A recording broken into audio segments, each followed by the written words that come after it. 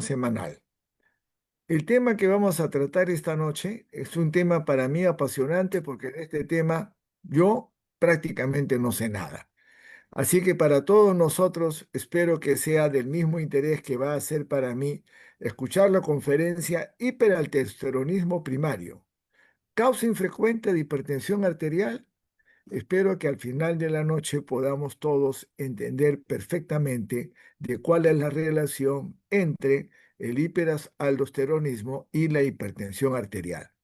La persona que va a darnos esta noche esta exposición es médico endocrinólogo que obtuvo su especialidad en la Universidad Peruana Cayetano Heredia, en el Hospital Cayetano Heredia, donde hemos trabajado juntos por más de 50 años, si contamos los años en que hemos compartido como alumnos. Yo soy un poco mayor que él en la universidad. Él quedó a trabajar en el Hospital Cayetano Heredia como médico asistente, llegó a ser jefe del servicio de endocrinología del hospital. En este momento él es académico de número de la Academia Nacional de Medicina, en donde ha desarrollado una labor muy activa y lo último que ha realizado, de lo cual veremos los resultados en los próximos días, es editor del libro conmemorativo de los 100 años de la descripción por Carlos Monge Medrano del mal de montaña crónico. Es un libro conmemorativo que ha reunido a una serie de personas que estamos interesadas en el tema de la altura. Ha sido director del Instituto de Investigaciones de la Altura y sus diferentes tesis han estado relacionados al problema de la altura. El doctor Villena es un apasionado de su especialidad de la docencia y de la investigación. Ha sido también presidente de los endocrinólogos del Perú. Dejo con ustedes en el uso de la palabra a una persona que a mí me honro de ser su amigo y que realmente es de primer nivel, ha ejercido incluso como rector en Cayetano, de lo cual fue un par de años vicerrector. El doctor Jaime Villena Chávez queda en el uso de la palabra y será un gusto escucharlo. Adelante, por favor, Jaime. Ya, gracias Tito por la invitación y agradecer también a la Comunidad Regional de los Andes por ser los anfitriones de estas interesantes reuniones. Tengo que confesar que no tengo ningún interés que declarar para la presente charla. No sé si se ven las diapositivas. Las diapositivas se ven perfectas, Jaime. Gracias.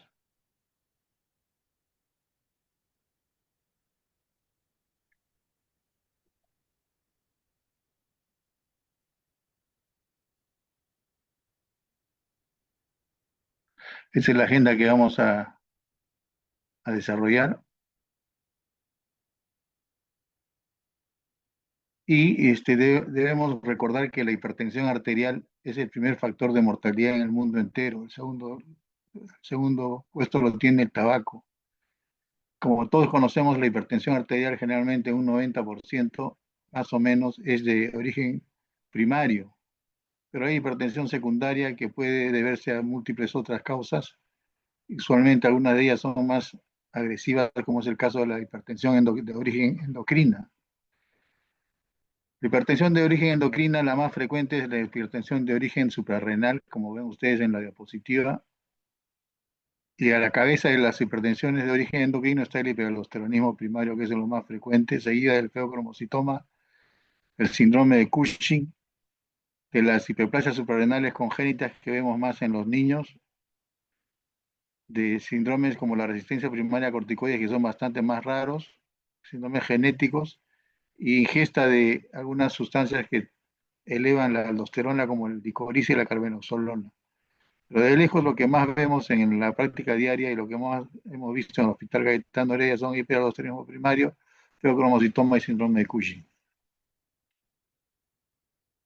La enfermedad tiroidea también es causa de hipertensión endocrina. El hipertiroidismo es causa de hipertensión sistólica, el hipotiroidismo de hipertensión diastólica, perdón. De origen hipofisario tenemos la acromegalia y la enfermedad de Cushing. El tumor secretor de renina es realmente una rareza, nunca hemos visto un caso. Clásicamente, El hiperaldosteronismo primario era secundario a un adenoma suprarrenal, el síndrome de Cohn, descrito por el doctor Jerome Cohn hace ya unos 60 años, quien laboraba en la Universidad de Michigan. Sin embargo, ahora ya no es la causa más frecuente del adenoma de Cohn, sino la hiperplasia suprarrenal bilateral. Tenemos que recordar brevemente que la aldosterona se secreta normalmente cada vez que baja la presión de la arteria renal, cuando hay descarga simpática y cuando hay descarga de prostaglandinas. El aparato yuxtaglomerular de los riñones secreta la renina, la cual convierte el angiotensinógeno del hígado en angiotensina 1, y en los pulmones la angiotensina 1 se convierte en angiotensina 2 para actuar a nivel de las glándulas suprarrenales, para producir aldosterona. Esta hormona restituye el volumen extracelular, restituye la presión en la arteria renal y también hace absorber sodio y excreta potasio. Entonces, los reguladores de la secreción de aldosterona van a ser el potasio sérico, el balance hidrostático o la volumetría del cuerpo y en menor grado la ACTH. Entonces, ¿qué cosa es el hiperaldosteronismo primario? Es un grupo de desórdenes en los cuales la producción de aldosterona está inapropiadamente alta para el estatus de sodio, relativamente autónoma de los reguladores principales de la secreción, como son la angiotensina 2, el potasio sérico, y no se suprime por una carga de sodio. Esta producción inapropiada de aldosterona causa hipertensión arterial, daño cardiovascular, retención de sodio, supresión de la actividad renina plasmática y una excreción incrementada de potasio que, si es prolongada y severa, puede llegar a la hipocalemia. Cada vez que el organismo tiene, por ejemplo, disminución del volumen extravascular, va a ocurrir secreción de renina y secreción de aldosterona, y es lo que llamamos hiperaldosteronismo secundario. Es un mecanismo compensatorio en el cual tanto la aldosterona como la renina están elevados. En el hiperaldosteronismo primario, la aldosterona está elevada, la renina está suprimida y no hay un déficit de volumen extracelular, sino por el contrario, estos pacientes no tienen una hipotensión ni tienen volumen plasmático disminuido. La secreción de aldosterona en este caso no responde a los mecanismos usuales por los cuales la aldosterona se secreta. Las causas principales están mostradas en esta diapositiva. La principal actualmente es la hiperplasia bilateral idiopática, un 60%, el adenoma productor de aldosterona o síndrome de Cohn, en 30%, la hiperplasia unilateral en un 2%, el carcinoma adrenocortical productor de aldosterona en menos de 1%, el hiperaldosteronismo familiar que se ve generalmente en niños, a excepción de una de las variantes que se ven en adultos, menor de 8%, y los adenomas o carcinomas ectópicos productores de aldosterona son rarísimos. Esta patología se ve reflejada en un cuadro histopatológico característico, que dicho sea de paso, recién se ha estandarizado hace 4 años para analizar una lámina de pacientes con tumores suprarrenales. Primero se tiene que teñir con un anticuerpo monoclonal para la aldosterona sintasa. Sobre eso se tiñe con hematoxilina eosina o inmunohistoquímica. Entonces, las lesiones patológicas van a ser el cáncer suprarrenal, generalmente son tumores mayores de 4 centímetros, el adenoma productor de aldosterona, el nódulo productor de aldosterona, que es un tumor menor de 1 centímetro, el micronódulo, que es también hasta puede ser menor de 1 centímetro, antes se conocía como clústeres productores de aldosterona, la hiperplasia micronodular y la hiperplasia difusa bilateral. Uno puede acá, con inmunohistoquímica, uno puede determinar las variantes genéticas que ocurren en la pieza anatómica. Ahora, es una causa realmente infrecuente, que es lo que a veces nos enseñaban en la escuela de medicina hace 40, de 30 años. No lo es. Como ven ustedes acá, vamos a ver que de la hipertensión arterial que se ve en un centro de atención primaria periférico, tiene una prevalencia hasta 6%. En los centros de referencia, como puede ser un hospital de tercer nivel, hasta 7%. En hipertensión a adultos jóvenes hasta 16%, en hipertensión de grado 1 hasta 16% también, hipertensión de grado 2 hasta 21%, de grado 3 hasta 19%, hipertensión resistente hasta 29%, hipertensión con hipopotasemia 28%, hipertensión en incidentalomas suprarrenales, esos tumores suprarrenales que se encuentran cuando uno toma una tomografía o una resonancia por cualquier patología abdominal y se encuentran esos tumores casualmente, por eso se llaman en forma incidental, incidentaloma, 4%. En hipertensión y fibrilación auricular hasta un 42%, y en hipertensión y diabetes mellitus tipo 2 hasta 19%. Por lo tanto, respondiendo ya un tanto prematuramente al título de la charla, no son tumores infrecuentes.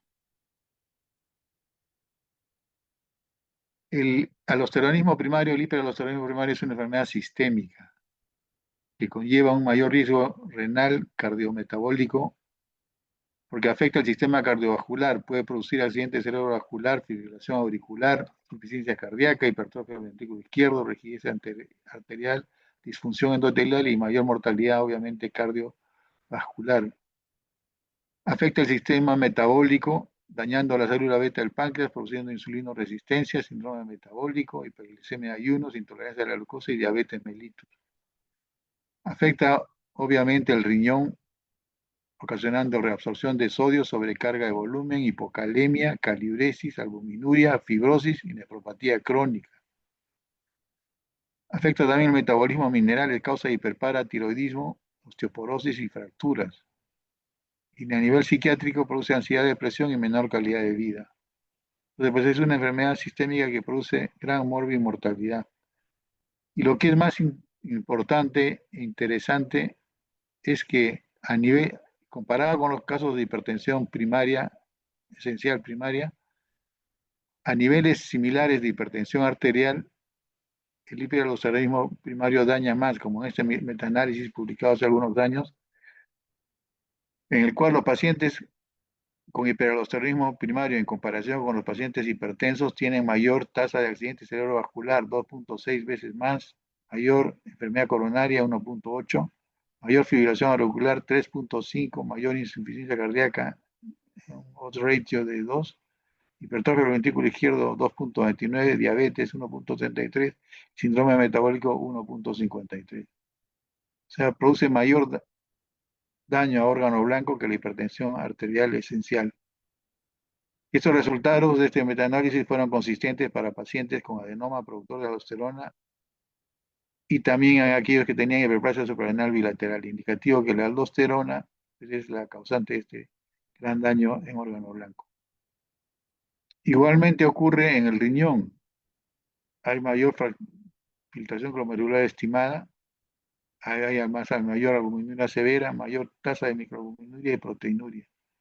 El tratamiento específico que es la aldosterona o plerrenone, la espironolactona o plerrenone, ahora el nuevo antagonista al receptor de angiotensina como es el finerenone, se pueden disminuir estos daños a nivel renal, ¿no? Y las causas en niños se ve generalmente el hiperaldosteronismo familiar, que hay como 5 causas. Y como ven ustedes acá, se deben a mutaciones en genes ya tipificados y son de presentación en la niñez, en la adultez, el tipo 1. El tipo 2 es de presentación en la adultez, el tipo 3 en la niñez.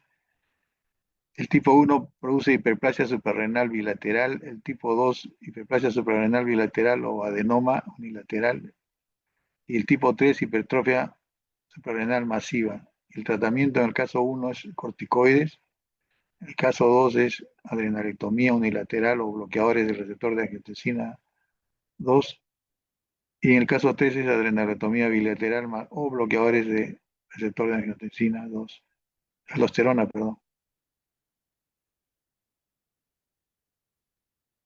El tipo 4 es de presentación en la niñez y hay un tipo acompañado de trastornos neurológicos que es el PASNA, en el cual el hiperaldosteronismo primario va asociado a convulsiones y anormalidades neurológicas. Eso se ve generalmente en niños o adultos jóvenes. Pero también el hiperaldosteronismo puede estar asociado a síndromes genéticos, otros síndromes genéticos. Por ejemplo, el adenoma cortical puede estar asociado al síndrome de Li-Fraumeni, en la cual hay una mutación del gen TP53 que produce múltiples cánceres y adenomas suprarrenales. La neoplasia endocrina múltiple, que es una mutación del gen de la menina, también puede producir adenomas suprarrenales productores de aldosterona. Adenosis, la poliposis adenomatosa familiar que produce usualmente cáncer de colon, también puede producir adenomas corticales productores de aldosterona, al igual que el síndrome Baby-Whiteman, que se ve en niños, el complejo de Carney, que son pacientes que tienen múltiples cefélides y mixomas. Ya hemos visto los hiperaldosteronismos familiares, y también se puede asociar, estos cuadros genéticos se pueden asociar a prevalencia de carcinoma adrenocortical, los mismos que hemos discutido. Son casos más raros, pero lo más frecuente es la hiperplasia suprarrenal bilateral y el síndrome de Cohen o adenoma unilateral. La mayoría de estos pacientes son asintomáticos, diría el 80 al 90% son asintomáticos. Por la hipocalemia puede haber debilidad muscular y calambres, parálisis periódica, distensión abdominal, ilio, puede haber por la calosis metabólica o calcemia, síntomas de Trousseau-Chevostek, si hay hipocalemia y alcalosis severa, cefalea, palpitaciones, puede haber polidipsia, poliuria, nocturia debido a una diabetes insípida nefrogénica por la hipocalemia. Hipertensión es usualmente moderada, severa, con promedio de 18 de 112. Hay personas que tienen hasta 26 con 155 y la mayoría tiene retinopatía grado 1 o 2. Los exámenes auxiliares, la hipocalemia desgraciadamente solamente está presente un tercio por ciento, igual que la calosis metabólica, pero en estos casos en los cuales haya hipocalemia, el potasio en sangre, en orina debería estar bajo. Por el contrario, en estos casos está alto, mayor de 30 miligramos en 24 horas. El sodio sérico es mayor de 142. Y los pacientes van a tener disglicemia, ya sea tolerancia normal a carbohidratos, o diabetes mellitus, o prediabetes. Y los pacientes que tienen adenoma generalmente producen más 18 hidroxicorticosterona en sangre. Y los pacientes que tienen la hiperplasia suprarrenal bilateral no tienen esta secreción tan elevada de esta hormona, precursor de aldosterona. En el electrocardiograma vamos a ver daño miocárdico como hipertrofia ventricular, ST prolongado, onda azul, inversión de onda T. ¿Cuándo debemos hacer despistaje de hiperparatiroidismo primario? En cualquier paciente que tenga una presión mayor de 150 sobre 100 milímetros de mercurio en 3 o más días distintos. Esa es una indicación. La otra es en aquellos pacientes que tienen hipertensión arterial resistente, que sea mayor de 14,9 con 3 drogas, incluido un diurético. Los pacientes que estén controlados con una presión menor de 140 con 90, pero con 4 drogas, también se le debe descartar hiperaldosteronismo primario. Obviamente en aquellos pacientes hipertensos que tienen hipocalemia, ya sea espontánea o inducida por diurético. Hipertensos con incidentaloma suprarrenal, hipertensos con síndrome de apnea-sueño, hipertensos con historia familiar de hipertensión arterial a edad joven o ACV antes de los 40 años, y familiares de primer grado de alguien que haya tenido hiperparatiroidismo primario. Estos son los grupos de riesgo en los cuales hay que descartar hiperaldosteronismo primario. En julio de este año, la Sociedad Endocrina de Estados Unidos, en conjunción con la American Heart Association, la Asociación Europea de Endocrinología, la Asociación Americana de Endocrinólogos Clínicos, la Sociedad Internacional de Hipertensión y la Fundación para el Hiperaldosteronismo Primario sacaron una guía en la cual aconseja el tamizaje universal, o sea, se debe hacer tamizaje para todos los pacientes hipertensos. Como vamos a ver en unos momentos, eso no es factible en nuestro medio porque no tenemos con los laboratorios certificados para dosar las pruebas que, como veremos, a veces son un poco difíciles de realizar. Los endocrinólogos, para hacer el diagnóstico de hiperaldosteronismo primario, primero hay una fase de tamizaje, una a ver si hay enfermedad lateralizada, o sea, si es un unilateral o bilateral el problema, y luego confirmar que la secreción de aldosterona sea autónoma. Para el tamizaje se emplea la relación aldosterona-renina o aldosterona-actividad renina plasmática. Para la lateralización empleamos el TEM de suprarrenales y el muestreo venoso suprarrenal. Y para la confirmación hacemos la sobrecarga de sodio, ya sea con fludrocortisona, sobrecarga de sodio endovenoso, que es más factible, o sobrecarga de sodio vía oral ambulatorio, que no es tan fidedigno. El test de Catopril, que es realmente un poco inespecífico. En nuestros medios se pueden hacer el test de sobrecarga de salina endovenoso, el test de Catopril, que lo hace un laboratorio comercial. Pero es tiene el que menos sensibilidad y especificidad tiene.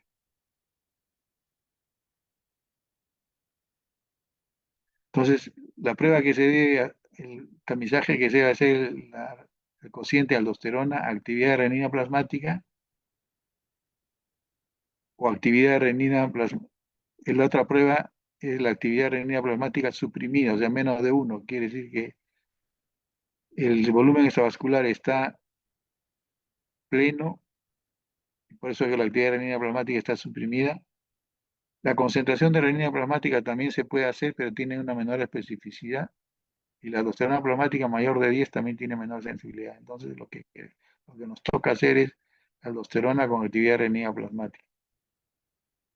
La hipocalemia realmente está presente hasta un tercio de pacientes, tiene muy poca sensibilidad, lamentablemente. En nuestro medio dosamos renina plasmática como actividad de renina plasmática en nanogramos mililitros hora como concentración. Lo ideal sería actividad de renina plasmática, pero los laboratorios certificados lo mandan a Estados Unidos. La concentración sí se la hace acá. Y como ven ustedes, se expresa en diferentes unidades, hay que tenerlo en cuenta. La aldosterona se analiza por inmunoensayo, ya sea radioinmunoensayo o quimioluminiscencia, y se expresa también entre nanogramos por decilitro o picomoles por litro. Generalmente en nuestro medio se expresan por unidades tradicionales. La aldosterona de forma más precisa se puede dosar por cromatografía líquida y espectrometría de masa en tándem, que no se hace acá, y en Estados Unidos se hace en pocos sitios. O sea, acá es subrayado el cociente que debemos recordar, cociente de aldosterona, actividad renina plasmática mayor de 20, o el cociente de aldosterona, concentración de renina más de 4. Hay investigadores que dicen que no importa qué es lo que esté tomando el paciente, se debe proceder a hacer las pruebas, porque es peligroso suspenderle el tratamiento. Sin embargo, hay otras personas, incluidas la guía de la Sociedad de Endocrinología, las cuales mencionan que se debe suspender las drogas porque hay otros antihipertensivos que pueden alterar las pruebas. Por ejemplo, bajan la renina, los beta bloqueadores, los agonistas alfa 2 de acción central como la clonidina y alfa metildopa, los anticonceptivos orales y la terapia en reemplazo hormonal pueden bajar la renina. Aumentan la renina los bloqueadores del receptor de aldosterona como espironolactona, prerenone, los diuréticos y los inhibidores epiteliales de los canales de sodio como son la amilorida y el transpireno. Aumentan la renina los ARA2, los IECAS, los calcio antagonistas dihidropiridínicos como el amlodipino, los inhibidores de SGLT2 que son drogas antidiabéticas como la epaglifosina, la dapaglifosina. Los anticuerpos, los anticonceptivos orales y la TRH, terapia de reemplazo hormonal, también pueden aumentar la renina. Bajan la aldosterona, los ARA2, los IECAS, los beta bloqueadores, la clonidina y el alfa-metildopa. Elevan la aldosterona, los diuréticos, los bloqueadores del receptor de aldosterona, y los anticonceptivos orales. Entonces, como ven ustedes, hay que tener presente esta lista de drogas al momento de hacer la prueba del cociente de aldosterona renina o aldosterona actividad renina plasmática. Si uno decide quitarle las drogas a los pacientes y se las puede poner en estas drogas que no afectan la determinación ni de aldosterona ni de renina, como son el verapamilo, la hidralazina, siempre y cuando se asocie con verapamilo primero para no producir taquicardia, y los bloqueadores alfa-adrenérgicos periféricos como la prazosina, la doxazosina y la terazosina, que prazosina no hay en nuestro medio, pero doxazosina y terazosina sí. Entonces, lo que recomienda la guía actual es que el paciente que tiene un cociente de aldosterona, actividad renina plasmática más de 20, entonces hay posibilidad que tenga hiperaldosteronismo primario y se debe proceder a investigar las imágenes para ver si es uni o bilateral. Pero si hubiera duda de que el paciente pudiera tener un falso positivo porque estaba tomando clonidina o alfa-metildopa, hay que retirar la clonidina y el alfa-metildopa 15 días y volver a hacer el test. Si el cociente de aldosterona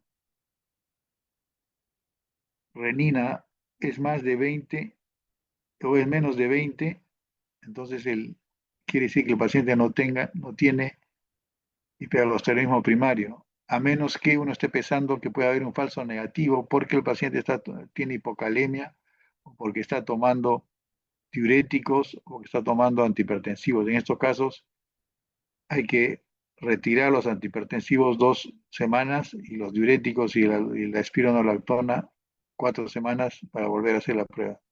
Como ven ustedes, es un poco engorroso, por eso es preferible, antes de hacer las pruebas, quitarle el tratamiento que el paciente está tomando y que pudiera interferir con las pruebas y ponerlo en verapamilo, en doxazosina o terazosina, para que cuando hagamos la prueba no tengamos que volver a repetirla. Pero les vuelvo a recalcar que hay investigadores que dicen que no, no importa, hay que hacer la prueba de todas maneras, tomando la medicación usual del paciente.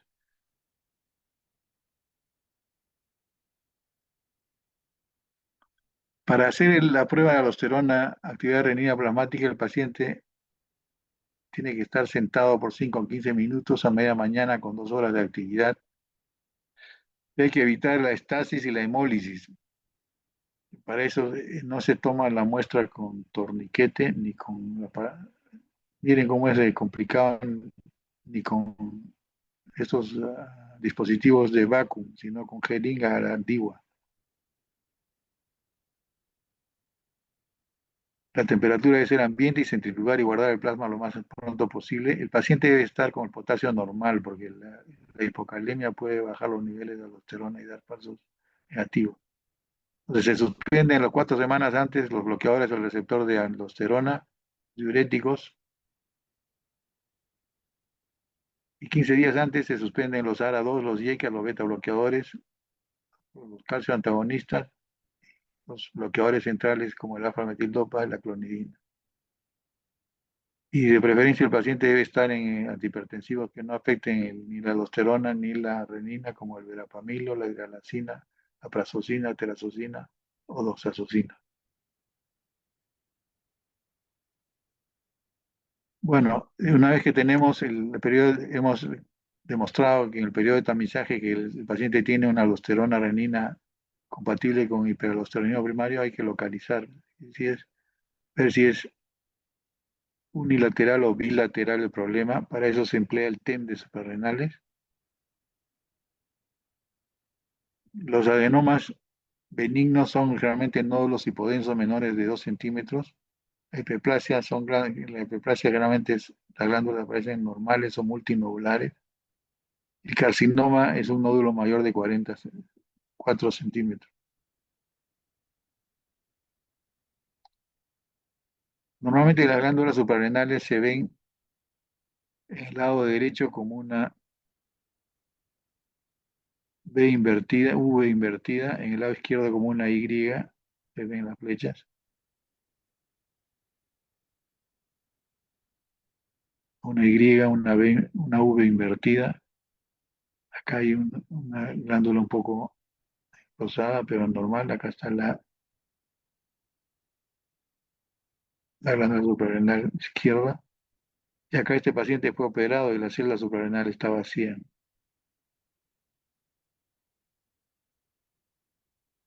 Este es un paciente que tuvimos en el hospital con una tumoración de entre 2 a 3 centímetros, dependiente de la glándula suprarrenal derecha, sugestiva de adenoma suprarrenal, un paciente con hipertensión arterial e hipercalemia. Realmente tenía un síndrome muy florido.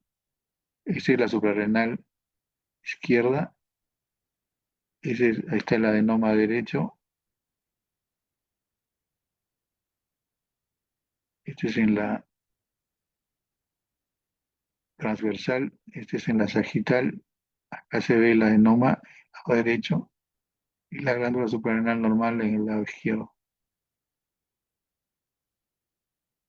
Hay casos en los cuales no se puede, estos otros casos ya de la literatura sobre adenomas, suprarrenal derecho, a mayor aumento y después de 6 meses de evolución, acá hay otro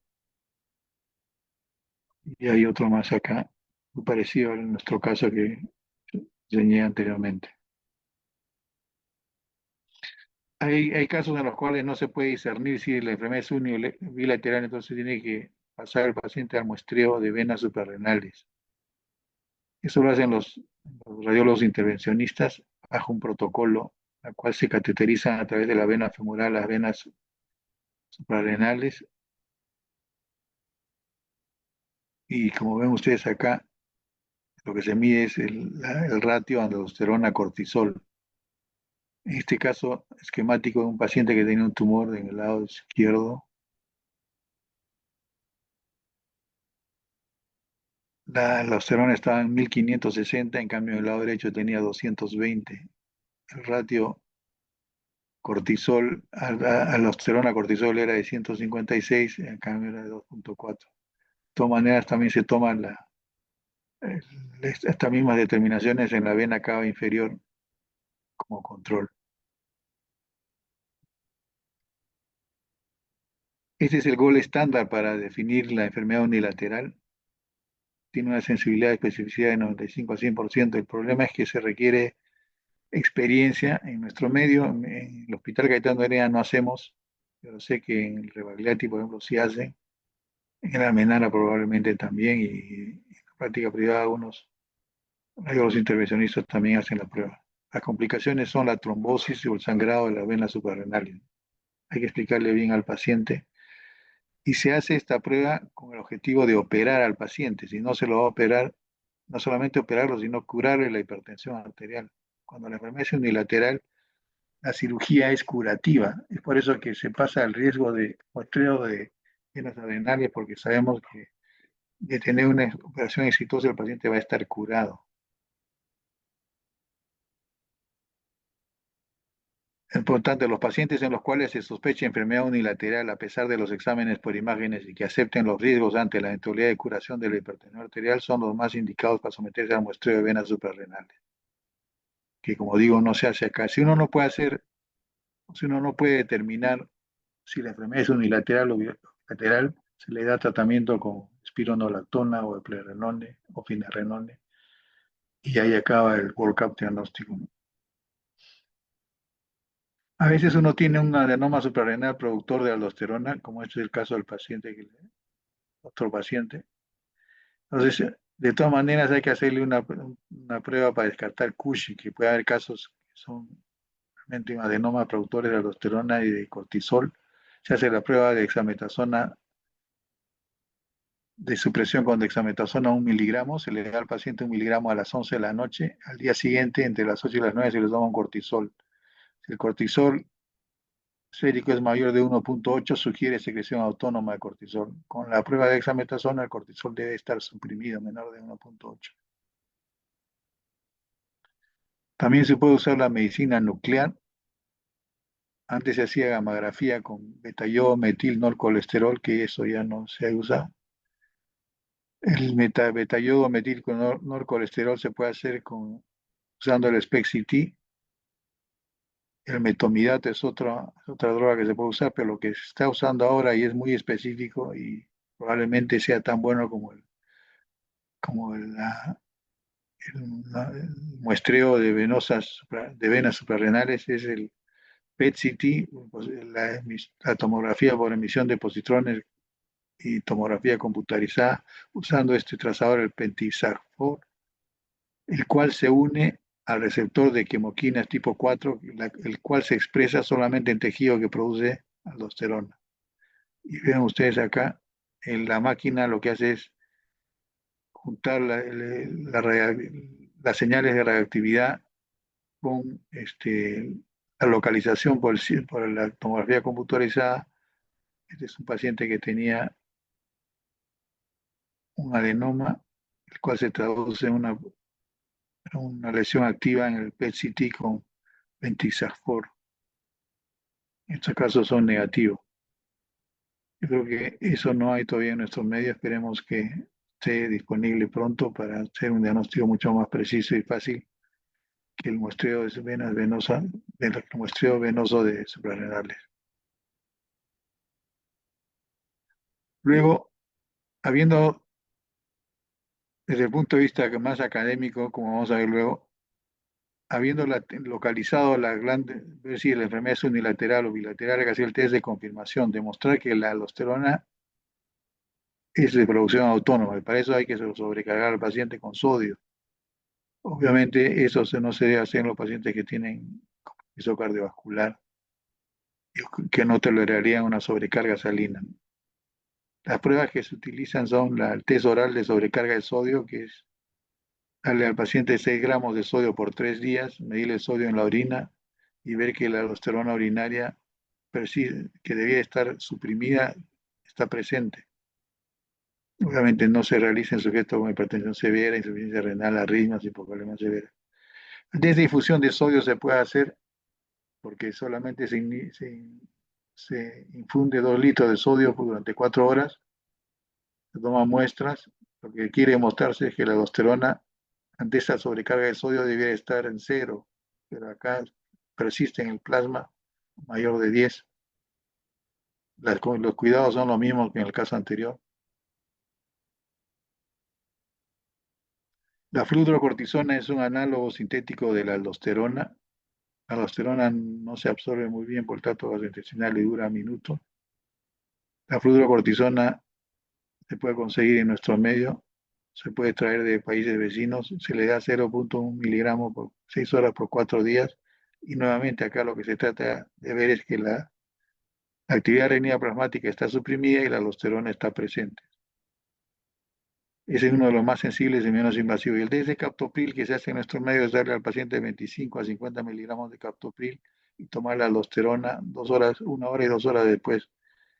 En los casos de hiperaldosteronismo primario, la aldosterona no cae, está presente, no disminuye, pero este resultado a veces da resultados equívocos, el menos sensible.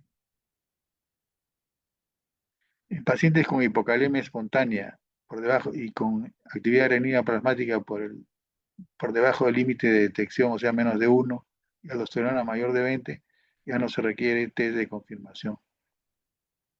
En los pacientes que tienen enfermedad muy florida ya no se necesita el test de supresión de confirmación. Bueno, ahora que hemos repasado el diagnóstico, vemos cuál es el tratamiento. Si el paciente tiene un cociente aldosterona renina en rango diagnóstico, pero que por motivos de falta de medios para hacer una tomografía o hacer un muestreo venoso suprarrenal o un SPECT-CT con pentisafort, lo que se debe hacer es solucionar el problema dándole tratamiento con un antagonista del receptor de mineralocorticoides, ¿no? Puede ser espironolactona, prerenone o finerenone. En los casos de adenoma o hiperplasia unilateral se recomienda la adrenalectomía laparoscópica si no fuera posible tratamiento médico. En nuestro hospital no hacemos laparoscopia, los urólogos no tienen la suficiente experiencia para hacer la adrenalectomía laparoscópica, hacen la anatomía a cielo abierto. pero sé que en la seguridad social se hacen, por ejemplo, con la farmacopía. En casos de enfermedad adrenal bilateral se recomienda el tratamiento médico en primer lugar, la espironolactona, en segundo lugar el plenrenone, por menor costo la espironolactona de mayor disponibilidad. Y esas son las drogas que usamos. Generalmente lo que recomienda la guía es el uso de espironolactona, 12,5 a 25 miligramos al día es la dosis que se inicia. La dosis máxima es 200 miligramos al día. El costo es bueno. Los efectos colaterales son ginecomastia, porque es un antagonista del receptor de testosterona ginecomastia, disfunción eréctil, básicamente, hipocalemia, sobre todo cuando el paciente tiene depuraciones menores de 60. La plerrenone se usa en dosis mayores porque es menos efectiva, un 60% menos potencia que la espironolactona. La dosis puede darse hasta 200 miligramos 2 veces al día. El precio es más alto que la espironolactona. La finerenone no se sabe la dosis inicial, pero la dosis que recomienda el laboratorio para casos de insuficiencia cardíaca y nefropatía diabética son de 10 a 20 miligramos. Es la de mayor costo que las otras dos. El amiloride y el triamtereno, que son bloqueadores de los canales de sodio epiteliales y que también controlan la hipertensión arterial, no se usa de primera línea, a menos que el paciente sea pues, alérgico a pirenolactona o no tolere pirenolactona o prerenal. Uno inicia el tratamiento, va controlando la presión arterial y va monitoreando la actividad o la concentración de renina plasmática, que al inicio del tratamiento está suprimida, al menos de uno. Conforme uno va al tratamiento, la actividad de renina plasmática se va recuperando. Es un marcador del tratamiento junto con la medición de la presión arterial. Entonces, ¿a qué conclusiones podemos llegar? Es que el aldosteronismo primario es una causa frecuente de hipertensión arterial secundaria, es la causa más frecuente. Produce mayor daño en órgano blanco que la hipertensión arterial primaria. La hiperplasia suprarrenal bilateral y el adenoma son las causas más frecuentes. El cociente de aldosterona, renina o actividad de renina plasmática es la prueba de tamizaje más apropiada. El compromiso unilateral distributario de cirugía y el bilateral de tratamiento médico específico con bloqueadores del receptor de mineralocorticoides de aldosterona. El tratamiento precoz reduce el riesgo cardiorrenal y metabólico y mejora la calidad de vida de los pacientes. El tamizaje universal creemos que no es posible en nuestra infraestructura actual de prestación de salud, ya que se requieren de laboratorios certificados, personal competente y la creación de centros de referencia especializados en el sector público y privado. No todas las clínicas hacen aldosterona ni actividad renina plasmática. Muchas la mandan al extranjero. Se requieren estudios que avalen con mayor certeza los beneficios del tamizaje universal en la prevención de la morbimortalidad y bienestar de las personas afectadas. Mientras sugerimos que se continúe realizando el tamizaje segmentado en los grupos de mayor riesgo, que ya les mencioné al inicio de la charla. Eso es lo que les quería traer esta noche. Les agradezco su atención. Muchísimas gracias, Jaime, por tan clara exposición. Por favor, como siempre, los que de ustedes quieran hacer sus preguntas, si se levantan la mano para hacerlo. Mientras tanto, quiero hacerte la siguiente pregunta. De 100 pacientes hipertensos que uno ve en la práctica diaria, ¿cuántos son esta enfermedad relacionada al hiperaldosteronismo primario, Jaime? Dependiendo de la edad y del grado de compromiso, hemos visto que, por ejemplo, los que tienen fibrilación auricular, hipertensión, hasta un 40% pueden tener el hiperaldosteronismo primario. En general, yo diría que entre 10 y 20%, juntando todos los grupos de riesgo. 10 y 20%. Un favor, 10 si a puede 20%. dejar de compartir pantalla. Ya, ok.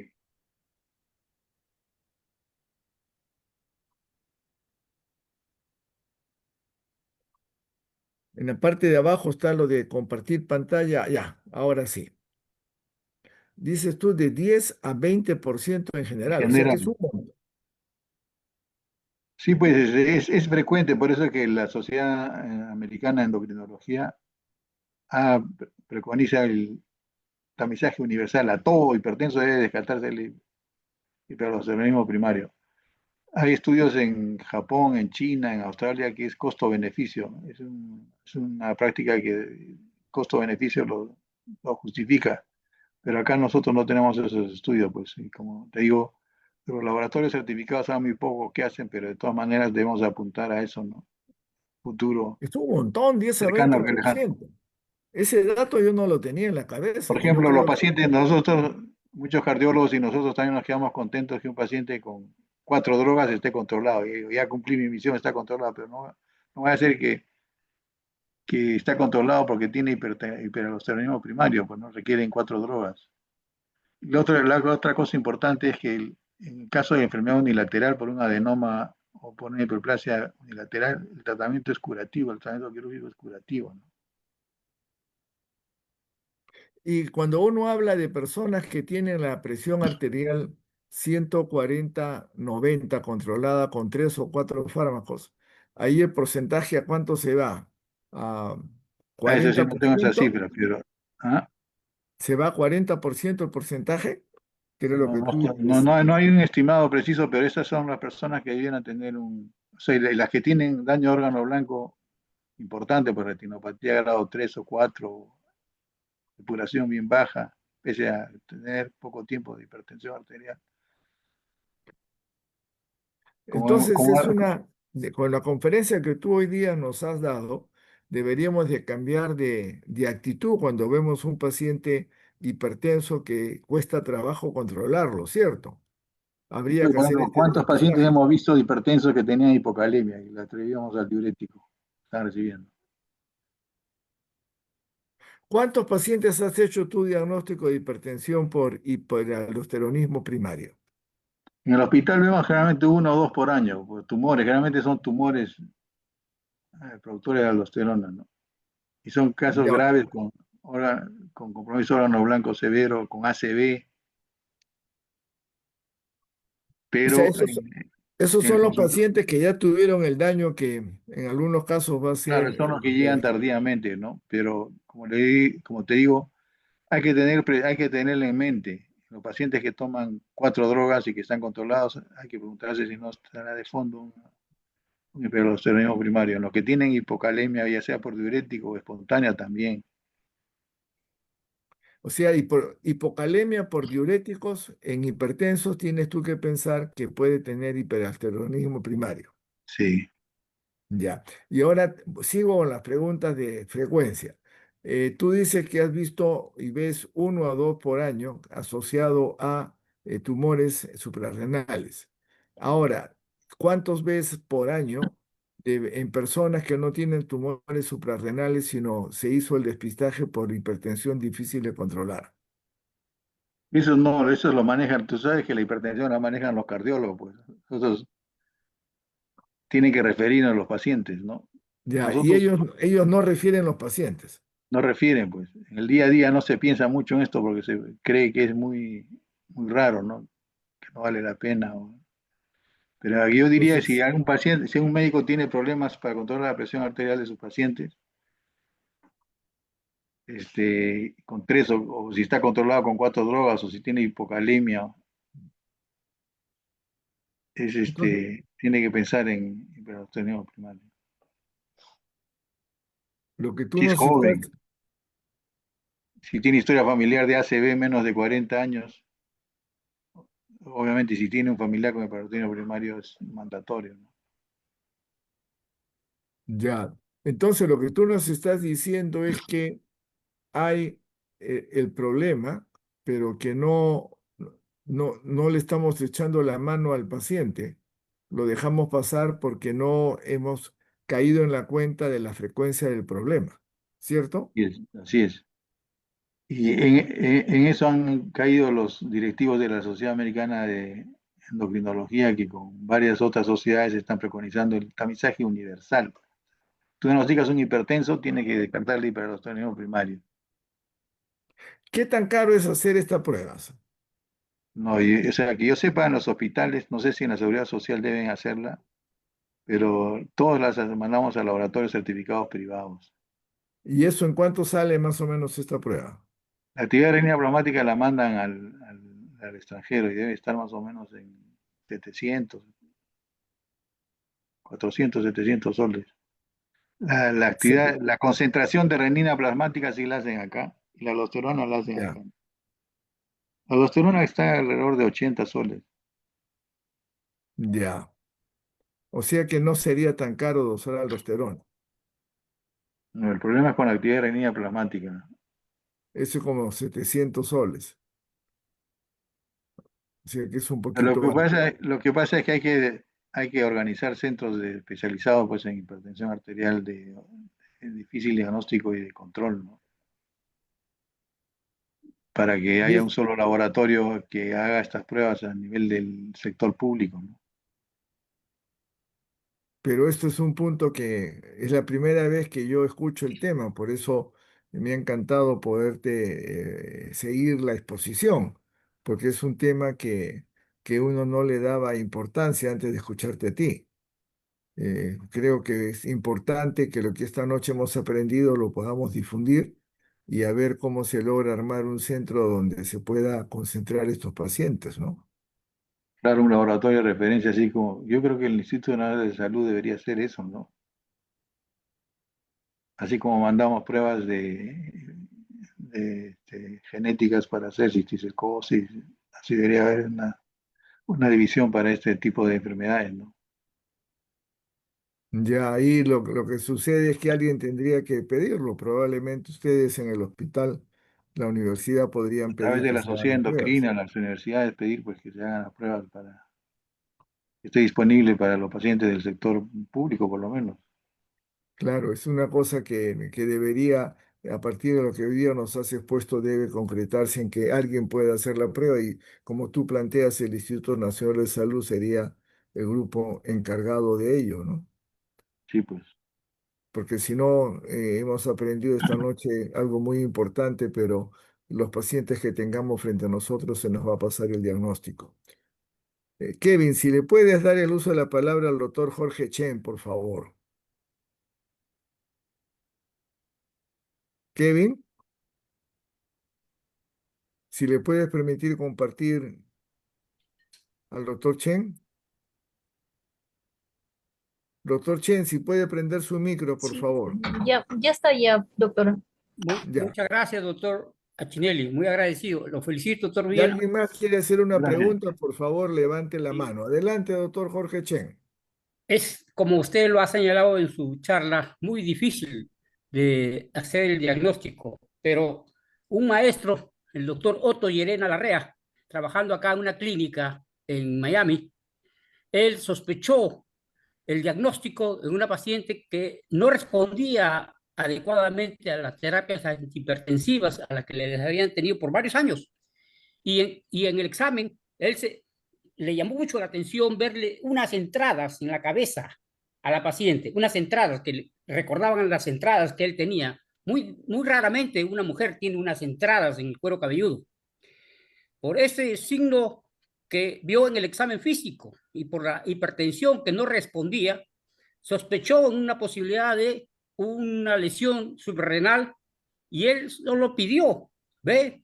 Un estudio para determinar el nivel de metanefrinas en sangre y pidió un diagnóstico de imagen y encontró que se sospecha que tenía un adenoma de la glándula suprarrenal. Intervenida la paciente, removiéndose el adenoma, quedó curada de la hipertensión arterial. Ha tenido oportunidad de ver estigmas, así ve manifestaciones clínicas en el examen físico, de que pudieran haberse hecho sospechar de la condición de hiperaldosteronismo primario? Esa sería una primera pregunta. Y la otra pregunta Pero, que pero da... ratito, Jorge, pregunta por pregunta es más fácil, más Gracias, dinámico. gracias. Adelante, doctor Villena, con la respuesta. Generalmente no hay un signo característico en estos pacientes. En los casos de feocromocitoma, los pacientes son hipertensos, pero no tienen sobrepeso, porque el feocromocitoma es un tumor que produce catecolaminas y produce hipermetabolismo, ¿no? Entonces, a diferencia de la hipertensión arterial esencial, que los pacientes usualmente tienen sobrepeso. En el caso de hiperaldosteronismo primario, la mayoría son asintomáticos y cuando tienen hipocalemia tienen los síntomas de pues, fuerza muscular disminuida, miopatías, ¿no? Proximal, pero un signo físico no hemos observado. Bien, Adelante con su siguiente pregunta, doctor Chen. esto sí, porque la, me vi tentado en una conferencia por acá sobre este mismo tema, de preguntar por las 8 víctimas femeninas, todas ellas en el Perú, que iatrogénicamente recibieron soluciones sumamente concentradas en sodio y que les llevó a la muerte. No, pero, ¿cuál fue la causa de la muerte en esas 8 féminas? Todas eran de sexo femenino. Y de haber habido alguna posibilidad terapéutica, de haber sospechado oportunamente la situación iatrogénica, pudo habérsele salvado la vida administrándoles corticoides, administrándole terapias hiperosmolares, diuréticos, sometiéndolos a hemodiálisis. ¿Pudo haberse hecho algo para salvarle la vida? No estoy al tanto del cuadro clínico de estos pacientes, pero los pacientes que hemos tenido en el hospital con hiperosmolaridad, sodio de 160, 170, generalmente hacen daño neurológico y fallecen. O sea, no hemos tenido ninguno que haya sobrevivido. Es una condición bastante grave la hipernatremia, la hiperosmolaridad. Lo que hace mención el doctor Chen es a los casos que ha habido, este año ha sido, de personas que recibieron por error un suero, un salino que estaba Hipertónico, hiperconcentrado sí. y que hizo un salino que era varias veces normal y que hizo que las personas fallecieran.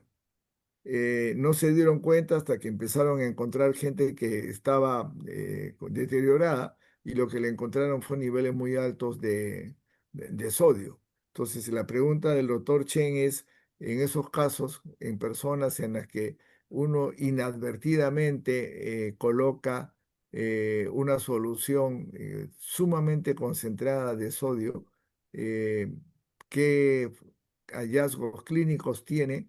Y si algún hallazgo clínico es diferente, con qué se les debería de tratar. Así que esa es la pregunta concretándotela, Jaime. Sí, pues la hiperosmolaridad generalmente da compromiso del sistema nervioso central, pues, ¿no?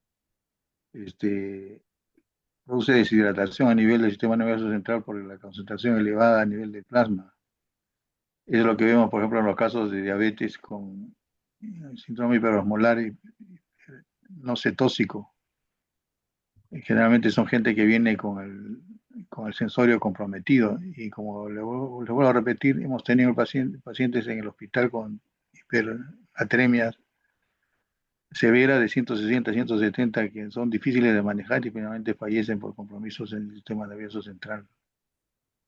Ese que creo que ese ha sido el caso de los pacientes que han recibido suero hipertónico, ¿no? Así es, así es. Entonces, cuando llegan a 160, 170, ya es difícil porque ya el daño se produjo en el cerebro, ¿cierto? Sí, pues sí, generalmente son difíciles de manejar, ¿no?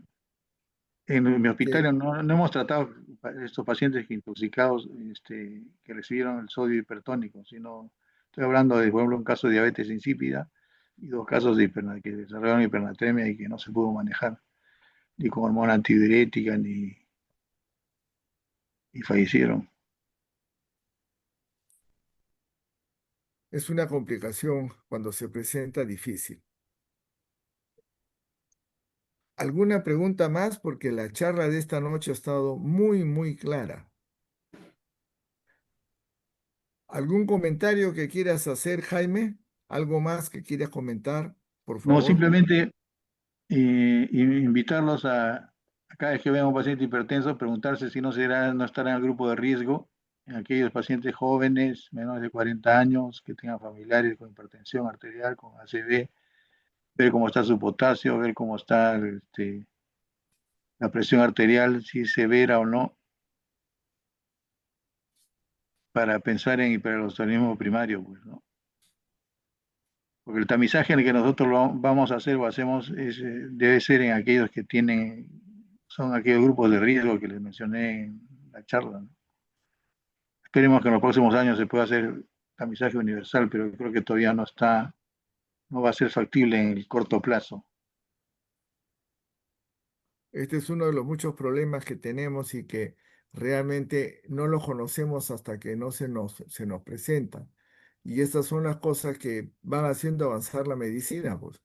Darnos cuenta de algo que lo tenemos frente a las narices, pero que no lo hemos tomado en cuenta por años. A mí me ha parecido tu tema extraordinario y es sumamente sencillo.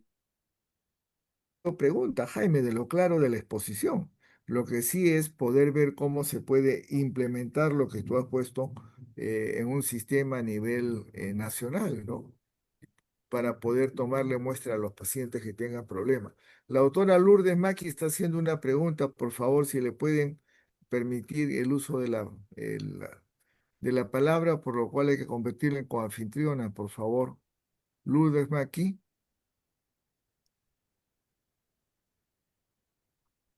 Buenas Ya, puede noches. hablar, doctora Lourdes. Sí, buenas noches. ¿Cómo podría tamizarse a los pacientes en la atención primaria? ¿Cómo se podría abordar a los pacientes? Gracias. Bueno, ustedes pueden solicitarle, una vez diagnosticados de hipertensión arterial, antes de empezar el tratamiento, si el paciente es joven, menos de 40 años, si su presión arterial es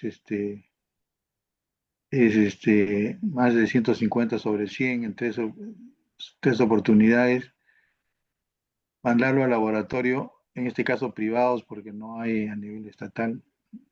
Si están en la Seguridad Social, preguntar si en los hospitales, los grandes hospitales de la Seguridad Social hacen las pruebas, mandarles a dosar aldosterona y actividad de renina plasmática o concentración de renina plasmática y empezar el tratamiento cuanto antes. No esperar los resultados, ¿no? Porque una vez los resultados pueden demorar, pero esa sería la vía más expeditiva. La otra sería discutirlo con el cardiólogo del sitio, ¿no? Del centro de salud,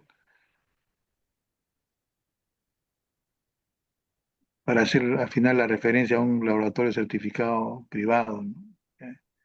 En los hospitales del Ministerio de Salud no hacen aldosterona, ni actividad de renina plasmática, ni concentración de renina plasmática.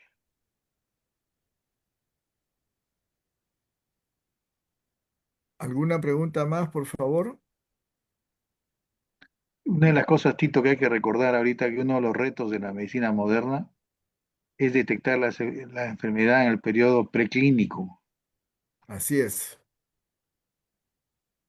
así No, es. no esperar que el paciente venga con un ACV o con polipsia, poliuria, en los casos de diabetes, sino detectar en el periodo preclínico. Ese es el reto actual y eso y estamos tendiendo, ¿no?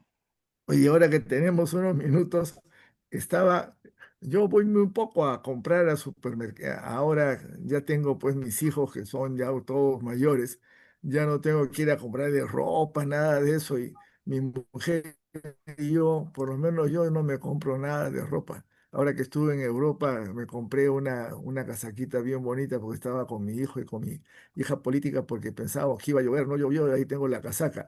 Pero lo que voy es que después de mucho tiempo fui hace algunas semanas a uno de los centros comerciales acá en Lima, uno de los malls, y veía mucha gente obesa, que si uno se pone a pensar cómo era hace 20 años, la cantidad de obesos que vemos es mucho mayor.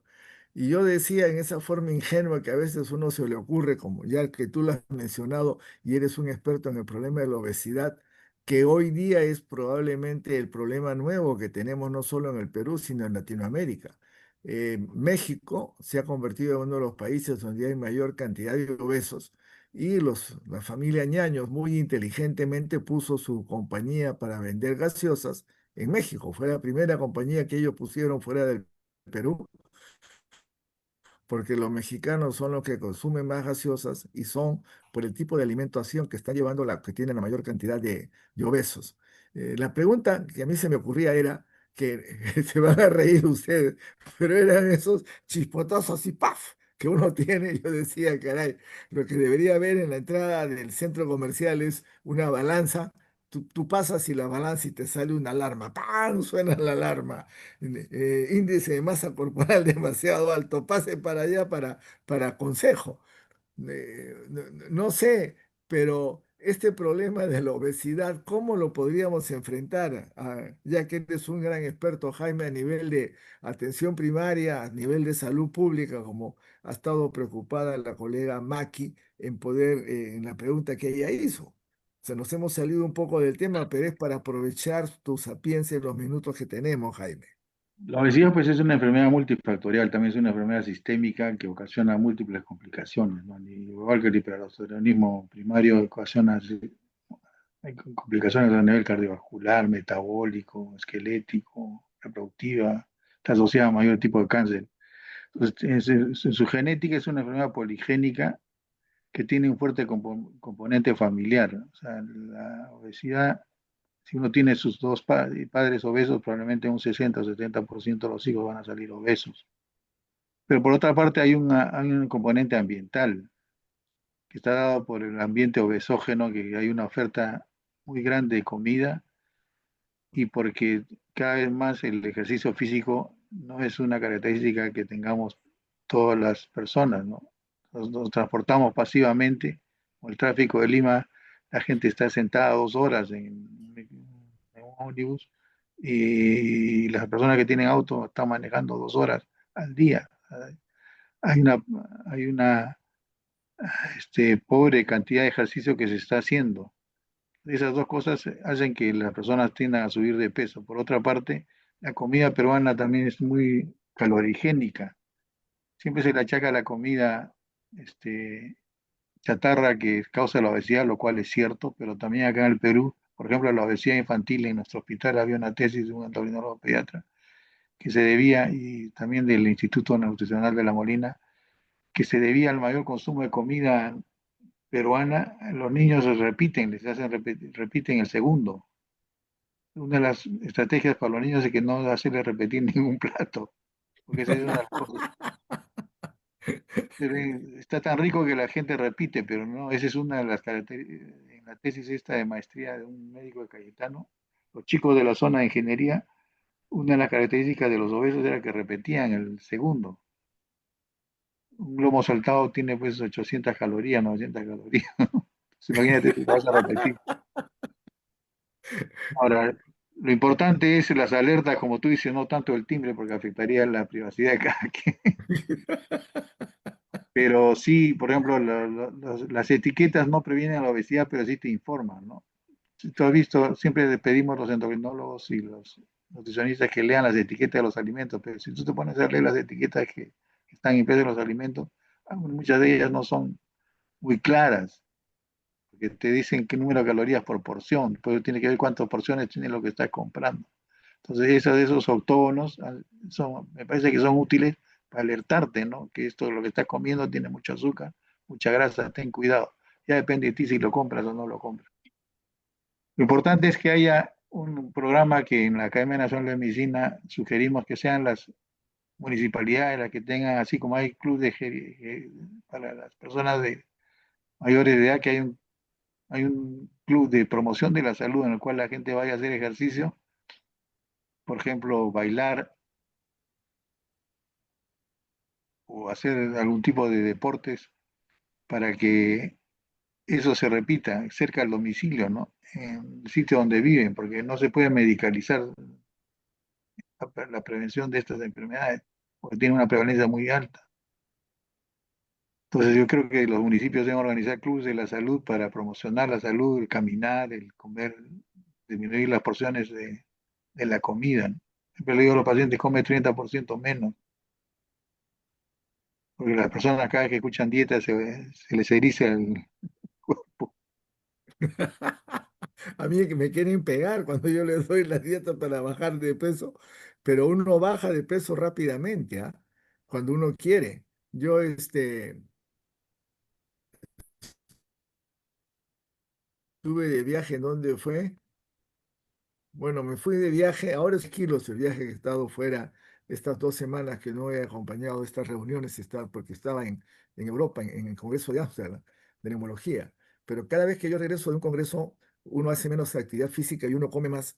Y sobre todo en los congresos uno come lo que está a la mano, que siempre es comida chatarra. Te dan un tremendo sanguchón que yo procuro dejar la mitad del pan porque si no engordo mucho más. Pero si uno hace la dieta así al estilo estrella de cine, que los actores o eh, boxeador, ustedes saben que los boxeadores cuando tienen que pelear y se han salido de la categoría hacen una dieta criminal 4 o 5 días y logran bajar de peso. Entonces, yo no digo que hagamos una dieta criminal, pero personalmente es lo que yo hago. Ahora estoy haciendo dieta de nuevo para poder recuperar los kilos que tengo de más, ¿no? Pero como tú dices, deberían los municipios hacerlo. Como yo te comenté, cuando yo he estado en Cerro de Pasco, me llamó mucho la atención algún día que salí muy de mañana temprano, cuando todavía no aclareaba, que tenía gente en la calle que estaba corriendo en Cerro de Pasco. Y la verdad es que en la altura tú no puedes ser obeso, porque si eres obeso a esa altura te da mal de montaña crónico solo por el síndrome de hipoventilación relacionado a la obesidad, te aumenta la eritropoyetina y por tanto te aumentan los glóbulos rojos, mal de montaña crónico. Y veía un montón de gente que estaba haciendo ejercicio, más de lo que uno ve en Lima a esa hora. Me llamó poderosamente la atención.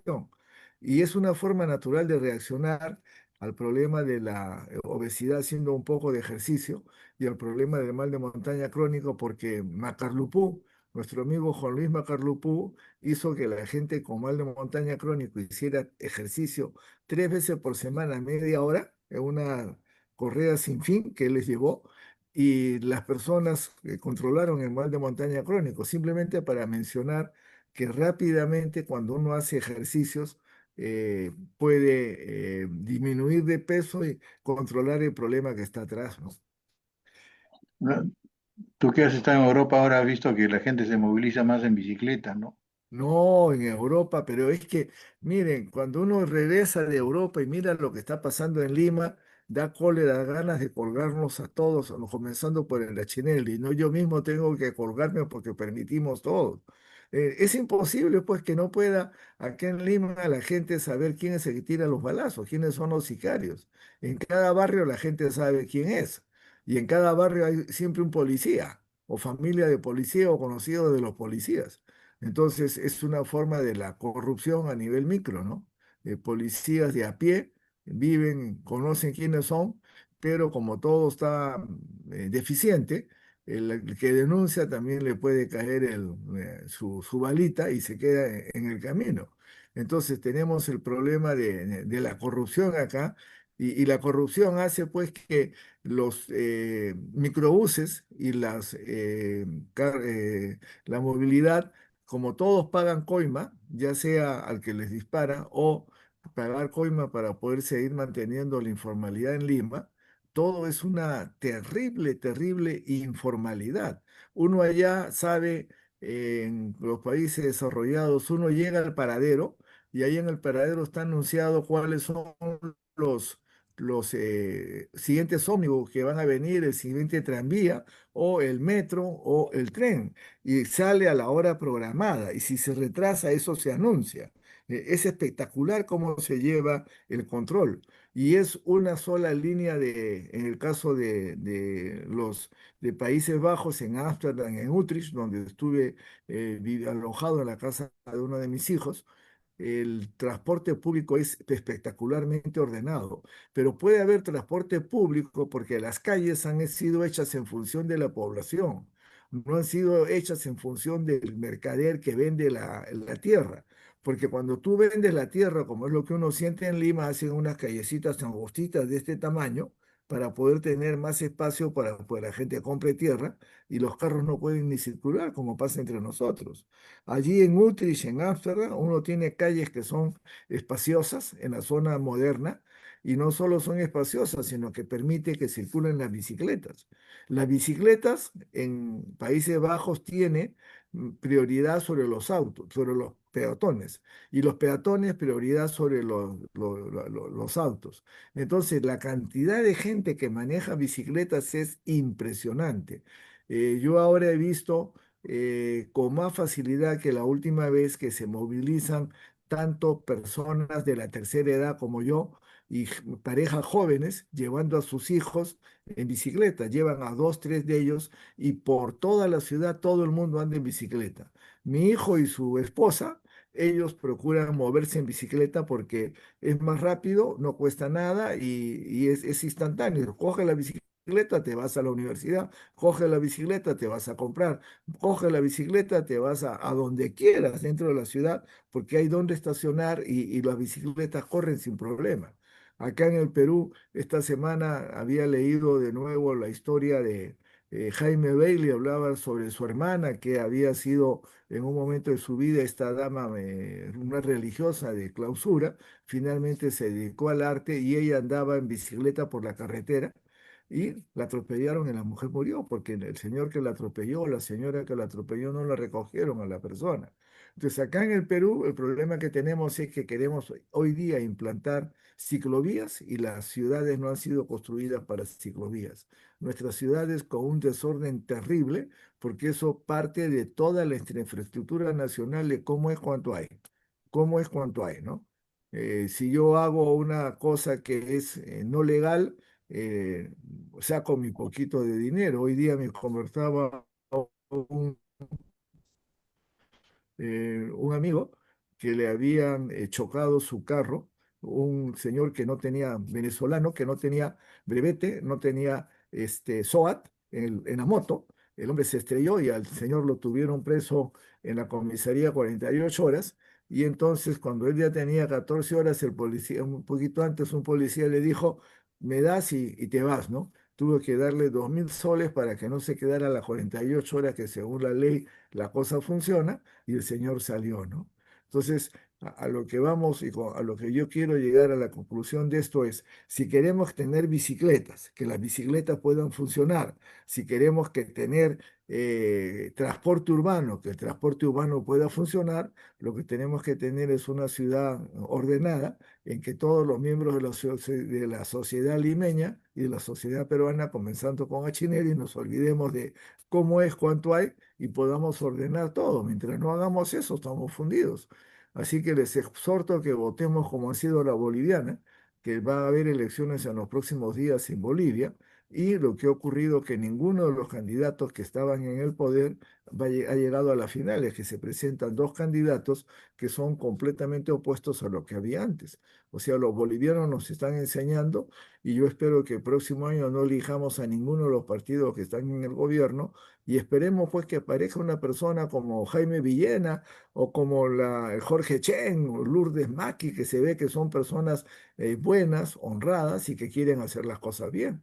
Mientras no hagamos eso, no vamos a poder tener un sistema de ciclismo que funcione en Lima, ni poder una ciudad que sea ordenada. Pero es tan fácil, uno sale afuera y desespera ver cómo las cosas funcionan, ¿no?